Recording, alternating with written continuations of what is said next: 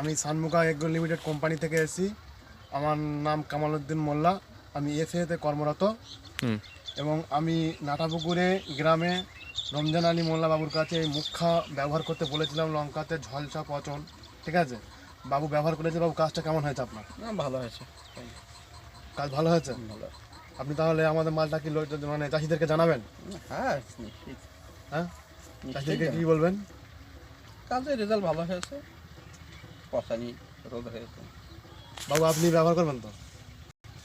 পাশে যখন ভালো হচ্ছে তখন ব্যবহার করতে হবে।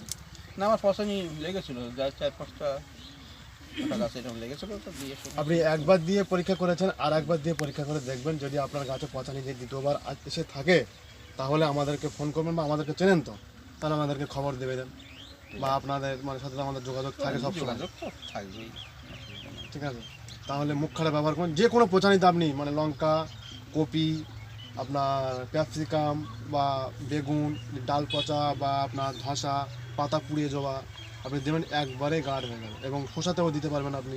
শসার যে পাতা পুড়িয়ে পুড়িয়ে মানে ফ্যাকাশে ফ্যাকাশে হয়ে যায় না, মাথাটা মানে টিপ টিপ দাগ হতে হতে পুরো পাতা দাগ হয়ে গেল, সেই জন্য আপনি ব্যবহার করতে পারবেন।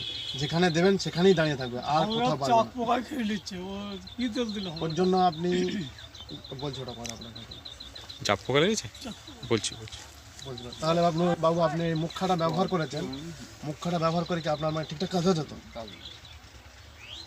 গর্জন যেটা বলছেন, গর্জনের কথা বলছেন না? আর মুখটা ভালো না? আচ্ছা, গর্জনও কি ঝাল তো সব দেওয়া যাবে? হ্যাঁ, আপনার ঝালে যত রকমের পোকা আছে আপনি উনি সাথে একটু সাদা মাছি দিলে সাদা মাছি পাল হবে। আর হচ্ছে আলাদা দিকে ওইটা পড়ে আছেন, ওই দিয়েছিল এই যদি সুরমা দিয়ে থাকেন। হ্যাঁ, হ্যাঁ। আর